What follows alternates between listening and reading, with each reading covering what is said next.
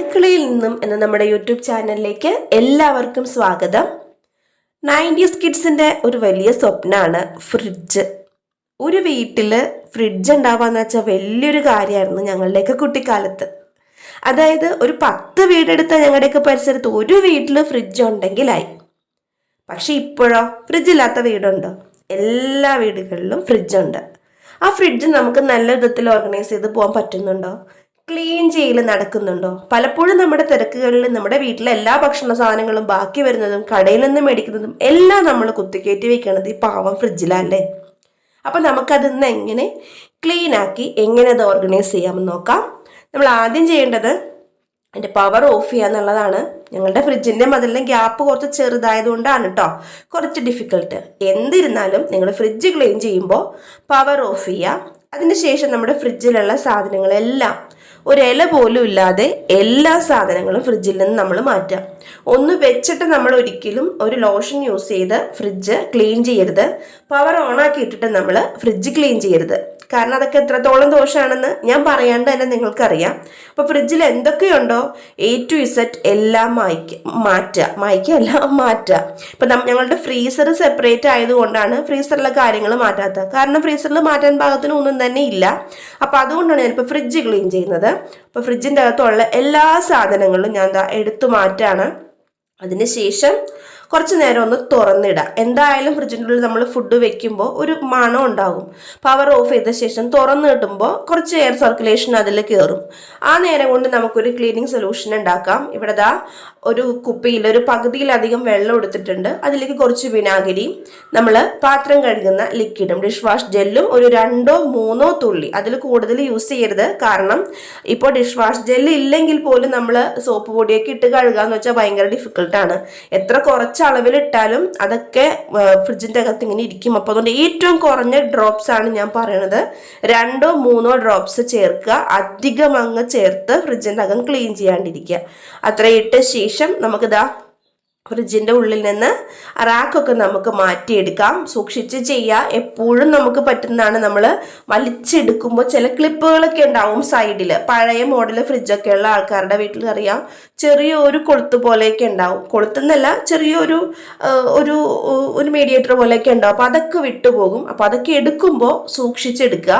ഗ്ലാസിൻ്റെ സ്ലൈഡൊക്കെ ആണെങ്കിൽ അതൊക്കെ പൊക്കുമ്പോഴും അതുപോലെ ക്ലീൻ ചെയ്യാൻ കഴുകുമ്പോഴും സൂക്ഷിക്കുക. പൊക്കി എടുക്കുമ്പോഴൊക്കെ എവിടെയെങ്കിലുമൊക്കെ അരികൊക്കെ കൊണ്ട് പൊട്ടിയ ഒരു ഇച്ചിരി എന്തെങ്കിലും പറ്റിയാൽ തന്നെ നമ്മുടെ ഫ്രിഡ്ജിൻ്റെ ആ ഒരു ഭംഗി നഷ്ടപ്പെടും. അപ്പോൾ നമ്മൾ ഉണ്ടാക്കി വെച്ച സൊല്യൂഷൻ ഫ്രിഡ്ജിൻ്റെ അകത്ത് മൊത്തം സ്പ്രേ ചെയ്യുക.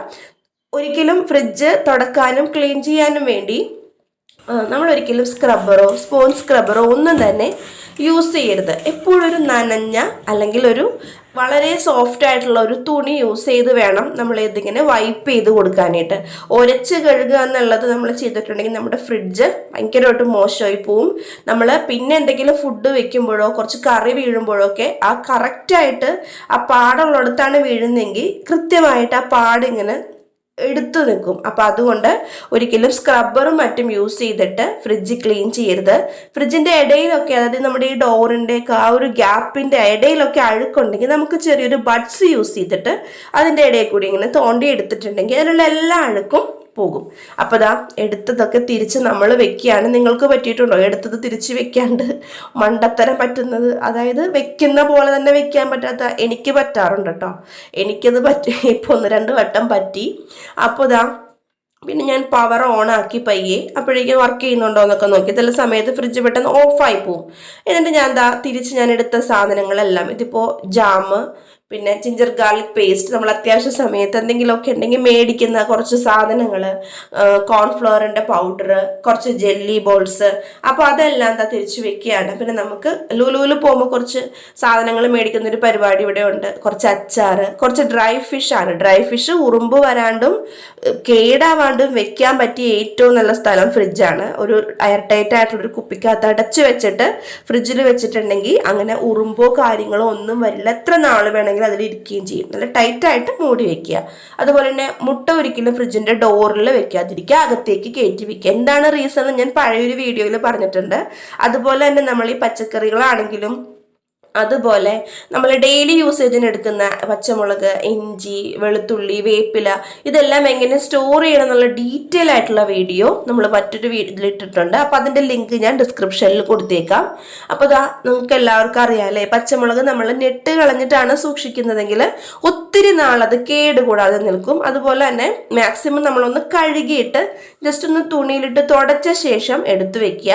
അപ്പോൾ അതിലെന്തെങ്കിലും അഴുക്കൊക്കെ ഉണ്ടെങ്കിൽ പോകും. കഴുകാൻ വേണ്ടി കൂടുതലും വിനീഗറും വാട്ടറും കൂടി മിക്സ് ചെയ്തിട്ടുള്ള സൊല്യൂഷനിലിട്ട് കഴുകിയെടുക്കുക. അപ്പോൾ പച്ചമുളകും ഇഞ്ചിയിലൊക്കെ ഒത്തിരി മണ്ണുണ്ടാവും. അതെല്ലാം നമ്മൾ കഴുകിയ ശേഷം വേണം. നമ്മൾ ഈ മണ്ണിൻ്റെ അടിയിൽ വെക്കുന്ന വളരുന്ന പല സാധനങ്ങളും പലരും ഫ്രിഡ്ജിൽ സൂക്ഷിക്കും. ഇപ്പോൾ ചിലർ ഉരുളക്കിഴങ്ങ് സൂക്ഷിക്കുന്നവരുണ്ട്. ശരിക്കും ഉരുളക്കിഴങ്ങൊന്നും ഫ്രിഡ്ജിൻ്റെ അകത്ത് സൂക്ഷിക്കേണ്ട ആവശ്യം ഇല്ല എന്നാണ് എൻ്റെ ഒരു ഇത്. പക്ഷേ ചില ആൾക്കാർ ഫ്രിഡ്ജിൽ സൂക്ഷിക്കും. പക്ഷെ നമ്മൾ അങ്ങനെ സൂക്ഷിക്കുന്നുണ്ടെങ്കിൽ തന്നെ മണ്ണും ചെള്ളയും കളഞ്ഞതിന് ശേഷം വേണം ഫ്രിഡ്ജിലേക്ക് എടുത്ത് വെക്കാനായിട്ട്. അപ്പോൾ അത് ഇവിടെ ഞാൻ ഇഞ്ചി ഞാൻ ഫ്രിഡ്ജിലേക്ക് കഴുകി ക്ലീൻ ആക്കി വെള്ളമൊക്കെ തുടച്ച ശേഷം ഒരു ടിഷ്യൂ പേപ്പർ മുകളിലും താഴെയായിട്ടും വെച്ചിട്ട് ഞാൻ ഫ്രിഡ്ജിലേക്ക് വെക്കുകയാണ്. പിന്നെ അടുത്തത് നമ്മൾ ഡെയിലി യൂസേജിന് എടുക്കുന്ന സാധനമാണ് ചെറിയുള്ളി. രാവിലത്തെ തിരക്ക് പിടിച്ച ജോലികൾക്കിടയിൽ നമുക്ക് ഉള്ളിയൊക്കെ പൊളിച്ച് നിൽക്കാൻ സമയം വളരെ കുറവായിരിക്കും. അപ്പോൾ അതുകൊണ്ട് എപ്പോഴെങ്കിലും ടൈം കിട്ടുമ്പോഴോ അല്ലെങ്കിൽ വീട്ടിൽ എന്താ പറയുക, നമ്മൾ TV കണ്ടൊക്കെ കളയുന്ന സമയത്ത് കുറച്ച് ഉള്ളിയൊക്കെ ഒരു പാത്രത്തിലാക്കിയിട്ട് നമ്മൾ വേഗം പൊളിച്ചെടുത്തിട്ടുണ്ടെങ്കിൽ നമ്മുടെ പണിയും തീരും. നമുക്ക് ആ ഒരു സമയം, അത്രയും സമയം നമ്മൾ TV കണ്ട് വെറുതെ പോയി എന്നുള്ളൊരു ഇതുണ്ടാവില്ല. അപ്പോഴേക്കും അതൊക്കെ കൃത്യമായിട്ട് കഴുകി തുടച്ച ശേഷം ഇതേപോലെ ഒരു ടിന്നിലാക്കി അടച്ചു വെക്കുക. നമുക്ക് പേപ്പറിൽ പൊതിഞ്ഞ് സൂക്ഷിക്കാൻ പറ്റുന്ന കുറച്ച് പച്ചക്കറികളുണ്ട്. അതുപോലെ തന്നെ കുറച്ച് ഫ്രൂട്ട്സ് ഒക്കെ ഉണ്ട്. അതിലൊന്നാണ് നമ്മുടെ കുക്കുംബർ. അതുപോലെ തന്നെ നമ്മുടെ വഴുതനങ്ങ സിബ്ലോ കവറിൽ സൂക്ഷിക്കാം. പക്ഷെ ഇതേപോലെ നീളമുള്ള വഴുതനങ്ങയൊക്കെ സൂക്ഷിക്കാനായിട്ട് നമുക്ക് പാത്രങ്ങളൊക്കെ കിട്ടുക എന്ന് വെച്ചാൽ ഡിഫിക്കൽട്ടായിരിക്കും.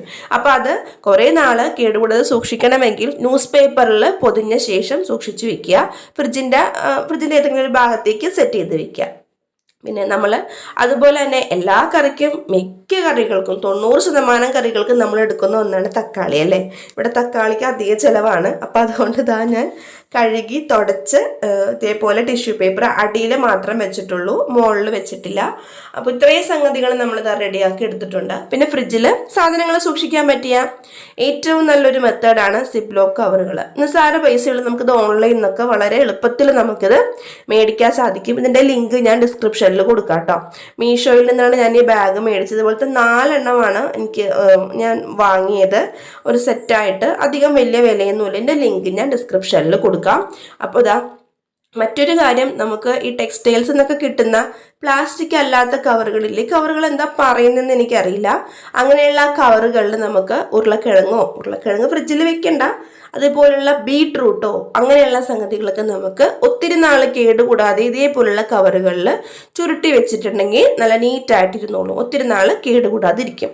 അപ്പോൾ നമ്മൾ പേപ്പറിൽ പൊതിഞ്ഞതും സിബ്ലോ കവറിൽ വെച്ചതായിട്ടുള്ള വെജിറ്റബിൾസ് ഒക്കെ നമ്മൾ ഫ്രിഡ്ജിൻ്റെ ഏറ്റവും താഴത്ത് വെച്ചിട്ടുണ്ട്.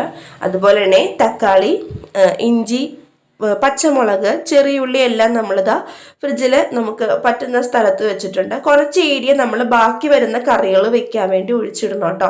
എപ്പോഴും നമ്മൾ വെക്കുന്ന കറികൾ അപ്പാടെ തന്നെ തീരണമെന്നില്ല. പുറത്ത് വെച്ചിരുന്ന അത് മോശം വന്ന് പോകും, അത് നമുക്ക് നഷ്ടവുമാണ്. അപ്പം അതുകൊണ്ട് കുറച്ചൊക്കെ നമ്മൾ നമ്മുടെ ഫ്രിഡ്ജിൽ എവിടെയെങ്കിലുമൊക്കെ സൂക്ഷിക്കാം. അതുപോലെ തന്നെ ബാക്കി വരുന്ന ദോശമാവ്, വെള്ളയപ്പത്തിൻ്റെ മാവ്, പിന്നെ ഞാൻ പേഴ്സണലി ശർക്കര ഉരുക്കി സൂക്ഷിക്കുന്നത് ഫ്രിഡ്ജിലാണ്. എന്തെങ്കിലും അത്യാവശ്യം പെട്ടെന്ന് കുട്ടികൾക്ക് ഒരു സ്വീറ്റ്സ് ഒക്കെ ഉണ്ടാക്കി കൊടുക്കാനോ ഒരു ഗസ്റ്റ് വരുമ്പോഴൊക്കെ എനിക്ക് ശർക്കര അങ്ങനെ ആവശ്യമായിട്ട് വരാറുണ്ട്. അപ്പം അതുകൊണ്ട് ഞാൻ ശർക്കര ഉരുക്കി ഒരു തൂക്കുപാത്രത്തിലാക്കിയിട്ടാണ് ഫ്രിഡ്ജിൽ വെക്കുക. പിന്നെ അടുത്തത് നമ്മൾ ക്യാരറ്റ് സ്റ്റോർ ചെയ്യുന്നതാണ്. പലരും പറഞ്ഞു ക്യാരറ്റ് വെള്ളത്തിലിട്ട് വെക്കുമ്പോൾ മധുരം നഷ്ടപ്പെട്ടു പോകും. മധുരം നഷ്ടപ്പെട്ടു പോകാതിരിക്കാൻ മാക്സിമം ചെയ്യേണ്ടത് നമ്മുടെ പാത്രത്തിൻ്റെ ഒരു വലുപ്പത്തിൻ്റെ ഒരു സൗകര്യം നോക്കിയിട്ട് അതിൻ്റെ ആ ഒരു ഇല വരുന്ന വശമില്ലേ, ക്യാരറ്റിൻ്റെ അടിയിലെ മുകളിലേക്ക് ഓന്തി നിൽക്കുന്ന വശം, അപ്പം അത് കുറച്ച് വെള്ളത്തിൻ്റെ മുകളിൽ വരുന്ന രീതിയിൽ വെച്ചിട്ട് നിറയെ വെള്ളം ഒഴിക്കാണ്ട് തൊട്ട് മുകളിൽ നിൽക്കുന്ന രീതിയിൽ ഒഴിച്ചു വയ്ക്കുക. അപ്പോൾ ക്യാരറ്റിൻ്റെ മധുരം അങ്ങനെ നഷ്ടപ്പെട്ടു പോവില്ല. പിന്നെ ഫ്രിഡ്ജിൻ്റെ അകത്ത് ബാഡ് സ്മെല്ല് വരാണ്ടിരിക്കാനുള്ള ഒരു വഴിയാണ് നമ്മൾ പിഴിഞ്ഞ് കളയുന്ന നാരങ്ങയുടെ തൊണ്ടൊക്കെ ഒരു കുഞ്ഞു പാത്രത്തിൽ കുറച്ച് വെള്ളം ഒഴിച്ചിട്ട് ഇട്ട് വെക്കുക. എന്നിട്ട് ഫ്രിഡ്ജിന്റെ ഉള്ളിലേക്ക് ഏതെങ്കിലും ഒരു കോർണറിലേക്ക് മാറ്റി വെക്കുക. വേണമെങ്കിൽ അതിൽ കുറച്ച് സോഡാപ്പൊടി ചേർക്കാം. പക്ഷെ എന്തെങ്കിലും റിയാക്ഷൻ ഉണ്ടായാലോ എന്ന് ഓർത്തിട്ടാണ് ഞാൻ ചെയ്യാത്തത്. അപ്പോൾ ഇതാ എനിക്ക് നാളത്തെ കറിക്ക് എടുക്കേണ്ട കുറച്ച് പച്ചക്കറികളും എല്ലാം കൂടി ഞാനൊരു പാത്രത്തിലാക്കി എളുപ്പത്തിൽ എടുക്കാൻ വേണ്ടി അങ്ങനെ വെക്കുന്നുണ്ട്. ഇപ്പൊ നമ്മുടെ ഫ്രിഡ്ജിൽ നോക്കൂ, നേരത്തെ കണ്ടതിനേലും എന്തോ ഒരു സ്ഥലം നമുക്ക് ബാക്കിയുണ്ട്. ബാക്കി വരുന്ന കറികൾ വെക്കാനായിട്ടുള്ള ഏരിയയും കൂടി നമുക്ക് അവിടെ കിട്ടുന്നുണ്ട്. അപ്പോൾ ഈ ഫ്രിഡ്ജ് ക്ലീൻ ചെയ്യുന്ന ദിവസം തന്നെയാണ് ഞാൻ എനിക്ക് ആ ഒരു ആഴ്ചത്തേക്ക് അല്ലെങ്കിൽ കുറച്ച് ദിവസത്തേക്ക് ആവശ്യമായിട്ടുള്ള കാര്യങ്ങൾ പ്രിപ്പയർ ചെയ്ത് വെക്കുന്നത്.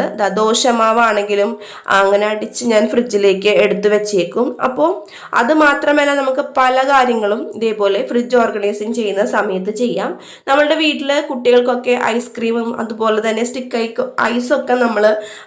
ഐസൊക്കെ നമ്മൾ മേടിച്ചു കൊടുക്കില്ലേ, പോപ്സിക്കിളൊക്കെ. അപ്പോൾ അതൊക്കെ നമുക്ക് വളരെ സിമ്പിളായിട്ട് വീട്ടിലുണ്ടാക്കാം. ഇപ്പൊ ഇവിടെ ഒരു ഓറഞ്ചും പിന്നെ ഒരു പാക്കറ്റ് ടാങ്കും, ഒരു പാക്കറ്റ് ഫുൾ എടുത്തില്ല കേട്ടോ, ഒരു 3/4 ഭാഗം എടുത്തുള്ളൂ, പഞ്ചസാരയും കൂടി മിക്സ് ചെയ്ത് കുറച്ച് ചെറുനാരങ്ങ ഒരു ഫ്ലേവറിന് ഒഴിച്ചിട്ടതാ. ഇത് ഞാൻ മീഷോയിൽ നിന്ന് പർച്ചേസ് ചെയ്ത ഒരു മോൾഡാണ്, പോപ്സിക്കിൾ മോൾഡാണ്. ഇതിന്റെ ലിങ്ക് ഞാൻ ഡിസ്ക്രിപ്ഷനിൽ കൊടുത്തേക്കാം. അപ്പൊ നമുക്കിതൊക്കെ കടയിൽ നിന്ന് മേടിക്കുമ്പോൾ 10-30 രൂപയൊക്കെ കൊടുക്കണം. നമുക്കിത് നിസ്സാരമായിട്ട് നമുക്ക് നമ്മുടെ വീടുകളിൽ ഉണ്ടാക്കിയെടുക്കാം. കടയിൽ നിന്ന് മേടിക്കുന്ന പോലെ വേറെ കെമിക്കലോ കാര്യങ്ങളോ ഒന്നും നമ്മൾ ഇതിനകത്ത് ചേർക്കുന്നില്ല. നാരങ്ങയുടെ നീര് മാത്രം ചേർക്കും. ഇപ്പൊ നിങ്ങൾക്ക് ടാങ്ക് ഇടണ്ട, ആ ഒരു ഫ്ലേവർ വേണ്ട എന്നാണെങ്കിൽ ഓറഞ്ചിന്റെ ജ്യൂസ് മാത്രം നമുക്കിതിൽ ചേർത്താൽ മതി.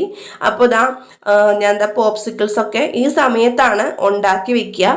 ഇത് നമുക്ക് ഫ്രീസറിൽ വെച്ചിട്ടുണ്ടെങ്കിൽ 5-8 മണിക്കൂർ കൊണ്ട് നല്ല അടിപൊളിയായിട്ട് സെറ്റാക്കി വരും, സെറ്റായി കിട്ടും. നമ്മളിത് പുറത്ത് വെച്ച് ഉടനെ എടുക്കരുത്. ഒരു 2 മിനിറ്റ് അതിനെ പുറത്ത് റൂം ടെമ്പറേച്ചറിൽ വെക്കുക, എന്നിട്ട് പതിയെ ഇളക്കിയെടുക്കുക കേട്ടോ. അപ്പോൾ ഈ ഒരു ടൈമിൽ തന്നെയാണ് ഫ്രിഡ്ജിൽ, ഇത് ഫ്രീസറിൻ്റെ അകത്താണ്, വേറെ അഴുക്കോ കാര്യങ്ങളോ ഒന്നും ഇല്ലാത്തത് കൊണ്ട് തന്നെ ഇത് പിന്നെ ക്ലീൻ ചെയ്യേണ്ട ആവശ്യം ഉണ്ടായിരുന്നില്ല എനിക്ക്. അപ്പോൾ ഞാൻ ഐസ് ട്രേയിൽ വെള്ളം നിറച്ച് വെക്കുകയാണ്. ഇത് എളുപ്പമാണ്. ഞങ്ങളുടെ ഐസ് ട്രേ ഇതിങ്ങനെ ഇത് കണ്ടോ, അതിൽ തിരിച്ചിട്ടുണ്ടെങ്കിൽ ഐസായിട്ട് ഉടനെ തന്നെ, ഐസായി കഴിഞ്ഞ് തിരിച്ചിട്ടുണ്ടെങ്കിൽ ഉടനെ തന്നെ താഴത്തുള്ള ട്രേയിലേക്ക് വീണോളും. പിന്നെ ചെയ്യുന്ന വേറൊരു കാര്യമാണ്, ഇതൊരു ടിപ്പാണ് കേട്ടോ. നമ്മൾ ലുലുലൊക്കെ പോകുമ്പോൾ അല്ലെങ്കിൽ സാധാരണ വീടുകളിൽ നമ്മൾ ബട്ടർ മേടിക്കുമ്പോൾ നമുക്ക് വലിയൊരു സ്ക്വയർ പീസായിട്ടാണ് കിട്ടുന്നത്, അല്ലെങ്കിൽ റെക്റ്റാങ്കിൾ ഒരു പീസായിട്ടാണ് കിട്ടുന്നത്. ഇതിപ്പോൾ ഞങ്ങൾ ലുലുന്ന് മേടിച്ചപ്പോൾ ഞങ്ങൾക്ക് ഒരു ക്യൂബ് ഷേപ്പ് പോലെ ഇത്രയും വലിപ്പത്തിലാണ് നമുക്ക് കിട്ടുന്നത്. പക്ഷേ നമുക്ക് ഒരു കറിക്കും ഇത്രയും വലിപ്പത്തിലുള്ളത് ആവശ്യമില്ല. എപ്പോഴെങ്കിലും ബട്ടർ ചിക്കനൊക്കെ വെക്കുമ്പോഴോ അല്ലെങ്കിൽ എന്തെങ്കിലും കറി വെക്കുമ്പോഴോ ഒരു പീസ് മതി. ദോശയും ചപ്പാത്തിയൊക്കെ ഉണ്ടാക്കുമ്പോഴാണ് കൂടുതലും ഞാൻ ഇവിടെ ഇത് യൂസ് ചെയ്യുന്നത്. അപ്പം അതുകൊണ്ട് കുഞ്ഞു പീസായിട്ട്, വലിയ പീസ് നമ്മൾ എടുത്ത് പെരുമാറുമ്പോഴത്തേനും നമുക്ക് ഒത്തിരി നഷ്ടം വരും. അപ്പം അതുകൊണ്ട് ചെറിയ ചെറിയ പീസുകളായിട്ട് ഒരു പാത്രത്തിലേക്ക് ഇട്ട് അത് ഫ്രീസറിൽ അടച്ചു വെക്കുക. ഫ്രീസറിൽ അടച്ചു വെച്ചാൽ നമുക്ക് ഒരു തവണ ചെയ്തിട്ട് ഭയങ്കര ബുദ്ധിമുട്ട് തോന്നിയത് കൊണ്ട് ഞാൻ പിന്നെ ഫ്രീസറിന്റെ താഴെയുള്ള നമ്മുടെ ആ പാലൊക്കെ വെക്കുന്ന ഏരിയ ഉണ്ടല്ലോ, അവിടെയാണ് വെച്ചത്. ഫ്രീസറിൽ വെക്കുമ്പോൾ നമുക്ക് എടുക്കാൻ ഭയങ്കര ബുദ്ധിമുട്ടാണ്. അപ്പോൾ അല്ലെങ്കിൽ കുറേ നേരത്തെ തന്നെ എടുത്ത് പുറത്ത് വെക്കേണ്ടി വരും. ഇത് സാധാരണ ഫ്രിഡ്ജിന്റെ ഡോറിൽ വെച്ചാലും പ്രശ്നമില്ലാതെ അങ്ങനെ തന്നെ ഇരുന്നോളും. പിന്നെ ഞാൻ ഒരു എളുപ്പത്തിന് വേണ്ടിയിട്ട് പാലൊക്കെ വെക്കുന്ന ഏരിയയിലാണ് ഞാൻ ഇത് നമ്മുടെ ഐസ് ക്യൂബ് അല്ല, നമ്മുടെ ബട്ടറിന്റെ ഇത് ക്യൂബ് ചെയ്ത് ഇങ്ങനെ കുഞ്ഞു കുഞ്ഞു കഷ്ണങ്ങളാക്കി വെച്ചത്. പിന്നെ ചെയ്യുന്ന വേറൊരു കാര്യമാണ് ജിഞ്ചർ ഗാർലിക് പേസ്റ്റ് കുറച്ചുണ്ടാക്കി വെക്കും. നമ്മൾ കടയിൽ നിന്ന് മേടിക്കാറുണ്ട് ഇടക്ക്. അതുപോലെ തന്നെ മിക്കപ്പോഴും കൂടുതലും ഉണ്ടാക്കുകയാണ് ചെയ്യുക. ഒന്നെങ്കിൽ ഇതേപോലെ ട്രേകളിലാക്കി വെക്കുക, അല്ലെങ്കിൽ നമുക്ക് ചെറിയൊരു പാത്രത്തിൽ ഇതേപോലെ പരത്തി വെച്ച ശേഷം ഫ്രീസ് ആയി കഴിയുമ്പോൾ നമ്മുടെ ആവശ്യമുള്ള വലുപ്പത്തിന് നമുക്കത് കട്ട് ചെയ്തെടുക്കാം. അപ്പോൾ ഇത്രയും കാര്യങ്ങൾ നമ്മൾ ഫ്രിഡ്ജ് ക്ലീൻ ചെയ്യുന്ന സമയത്തൊക്കെ നമ്മൾ ചെയ്യുകയാണെങ്കിൽ നമുക്ക് ഒത്തിരി ഹെൽപ്ഫുള്ളാണ്. വളരെ പെട്ടെന്ന് നമ്മൾ ആ ഒരു ദിവസം ചെയ്യുന്ന പണി കൊണ്ട് തന്നെ നമ്മുടെ ബാക്കിയുള്ള കുറേ കാര്യങ്ങളൊക്കെ അതിലൂടെ നടന്നു പോകും. അപ്പോൾ ഇന്നത്തെ വീഡിയോ ഇത്രയേ ഉള്ളൂ. നമ്മുടെ ഫ്രിഡ്ജൊക്കെ ക്ലീൻ ആവട്ടെ, നല്ല നീറ്റായിട്ട് കിടക്കുമെന്ന് കാണുമ്പോൾ തന്നെ നമുക്ക് ഒത്തിരി സന്തോഷമാണല്ലേ. അപ്പോൾ ഇന്നത്തെ വീഡിയോ എല്ലാവർക്കും ഇഷ്ടമായെന്ന് വിചാരിക്കുന്നു. ഇതിന് മുമ്പ് ഒരു ഫ്രിഡ്ജ് നമ്മളെങ്ങനെ ക്ലീൻ ചെയ്യാന്നുള്ളതല്ല, ഫ്രിഡ്ജിനകത്തെ സാധനങ്ങൾ നമുക്ക് എങ്ങനെ പെർഫെക്റ്റ് ആയിട്ട് സ്റ്റോർ ചെയ്യാന്നുള്ളൊരു ഇതിട്ടിട്ടുണ്ട്, ഒരു വീഡിയോ ഇട്ടിട്ടുണ്ട്. അപ്പോൾ അതിൻ്റെ ലിങ്ക് ഞാൻ കൊടുത്തേക്കാം കേട്ടോ. അപ്പോൾ വീഡിയോ കണ്ട എല്ലാവർക്കും താങ്ക്